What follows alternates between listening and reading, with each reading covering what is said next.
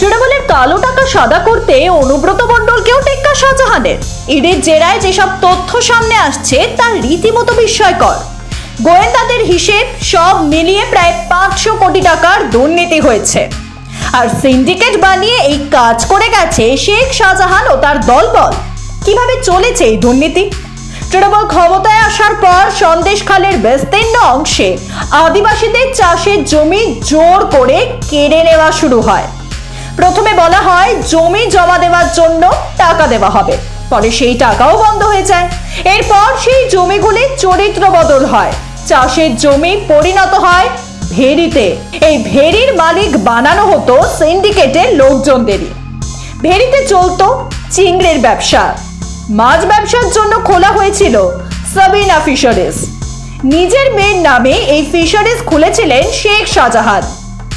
মালিক হিসেবে নাম ছিল তারই। মানে অনুব্রত মণ্ডল যেমন নিজের মেয়ের নাম ভাঙিয়ে কালো টাকা সাদা করার পথে হেঁটেছিলেন, সেভাবেই দুর্নীতির পথে হেঁটেছেন শেখ শাহজাহান। এরই দাবি এই সাবিনা ফিশারিজকে কেন্দ্র করেই কালো টাকা সাদা করা হতো। এদের সঙ্গে গাছছড়া বাঁধা ছিল দুটি কোম্পানি, একটি মেসার্স মেঘনাম এক্সপোর্ট এবং অন্যটি মেসার্স অরূপ কুমার শো। ফেব্রুয়ারি মাসে এই দুই সংস্থার অফিসে তল্লাশি চালিয়ে বিস্ফোরক তথ্য পায় এনফোর্সমেন্ট ডিরেক্টরেট।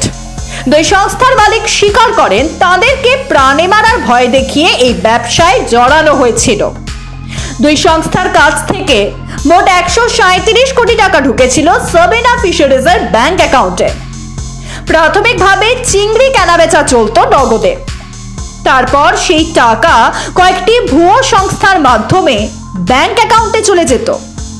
বিজেপির দাবি কালো টাকা সাদা করতে এই চিংড়ি ব্যবসার ছক কষেছিল তৃণমূল কংগ্রেস।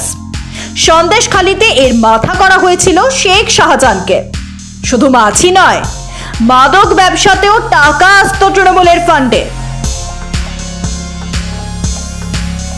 যে পরিমাণ মাছ, বিশেষ করে চিংড়ি রপ্তানি হয়েছে বলে দেখা গেছে, আদৌ ওই ধরনের জমিগুলিতে তা বা ভেড়িগুলিতে তা তৈরি হতো না।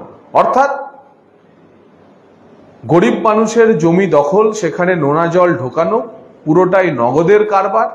আর তারপরেতে সেখানে মাছ চাষ হোক বা না হোক, সেই ভেড়ি থেকে কয়েকশো কোটি টাকার 1.5-2 বছরের যে হিসেব ইতিমধ্যেই তদন্তকারীদের হাতে এসছে, সেটা আমরা দেখছি প্রায় 350 কোটি টাকা, যা হচ্ছে রপ্তানি দেখিয়ে কালো টাকা সাদা করা হয়েছে।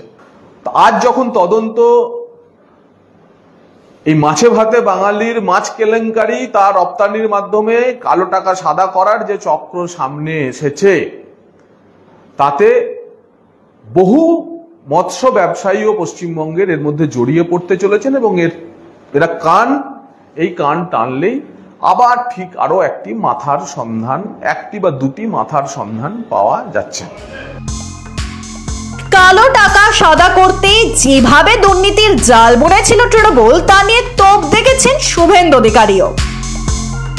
সব ফিশারি ডাকাতি করেছে, সব মাটি কেটে ভাগ করে দিচ্ছে, আপনাদের সব সর্বনাশ করছে এরা।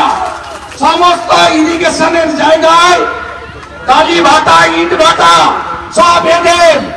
সুন্দরবনের ম্যানগ্রোভ কেটে সাফ করে দিয়েছে এই গুন্ডারা।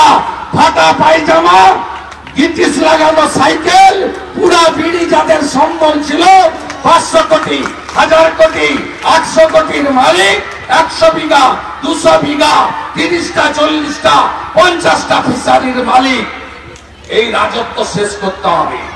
লুম্পেন ভাইপো আর তার সাকরেটদেরকে একেবারে জোট বেঁধে আমাদের এই গণতন্ত্র রক্ষা করার লড়াইতে জিততে হবে। শাহজাহান যেভাবে কালো টাকা সাদা করার রাস্তায় নেমেছিল, একসময় বীরভূমের তৃণমূল নেতা অনুব্রত মণ্ডলকেও দেখা গিয়েছিল ওই পথেই হাঁটতে।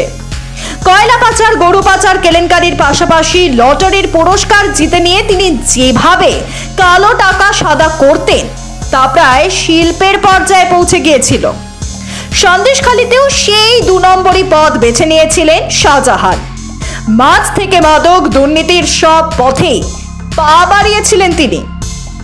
কিন্তু কার নির্দেশে চলতো এই কারবার? অনুব্রতের পিছনে কালীঘাটের হাত আছে বলে গুঞ্জন উঠেছিল। এবারও সেই একই গুঞ্জন। অনেকেই বলছেন শীর্ষ নেতৃত্বের সঙ্গে শলা পরামর্শ করেই চলতো এই অন্ধকার দুনিয়ার কারবার। সত্যাসত্য বিচারের চেষ্টায় এটি। তাদের তদন্তেই একে একে বেরিয়ে আসছে বিস্ফোরক সব তথ্য। এ ব্যাপারে আপনারা কি মনে করছেন? লিখে জানান আমাদের।